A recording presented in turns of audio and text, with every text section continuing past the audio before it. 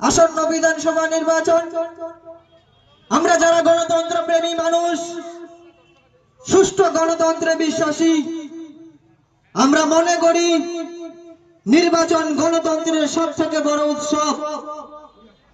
আমরা সবাই মিলে একসাথে এই গণতন্ত্রের সবথেকে বড় উৎসবে শামিল হয়ে আগামীর সরকার নির্বাচিত করি।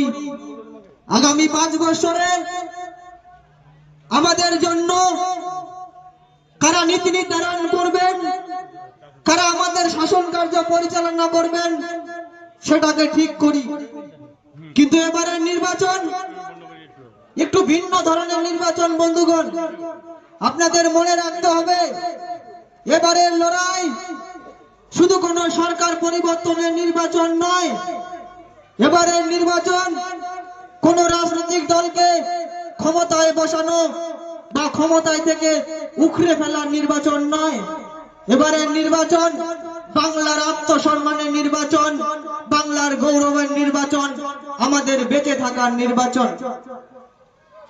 এই নির্বাচন ঘোষণা হলো বাংলার 60 লাখ মানুষের নাম একজোট লিস্টে রেখে, তাদের ভবিষ্যৎকে অন্ধকারে রেখে এ বাংলার নির্বাচন ঘোষণা হয়ে গেল।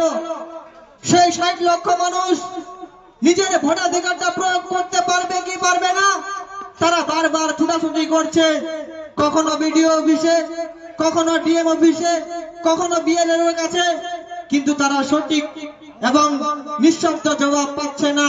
তার জবাবটা আপনাকে দিতে হবে। 2011 সালে মমতা ব্যানার্জি ক্ষমতায় আসার পর আজকে 26-এ দাঁড়িয়ে তিনি তার 3 বারের কার্যকাল পূরণ করলেন। এই বাংলায় কর্মসংস্থান থেকে শুরু করে চাকরি, স্বাস্থ্য থেকে শুরু করে সুরক্ষা, সব জায়গায় যেভাবে আক্রান্ত হয়েছে, তার পরিপ্রেক্ষিতে আপনাকে এই নির্বাচনে ভোটটা দিতে হবে। মমতা ব্যানার্জি সেদিন বলেছিলেন, পশ্চিম বাংলায় এসআইআর করতে দেব না, পশ্চিম বাংলায় এসআইআর হবে না,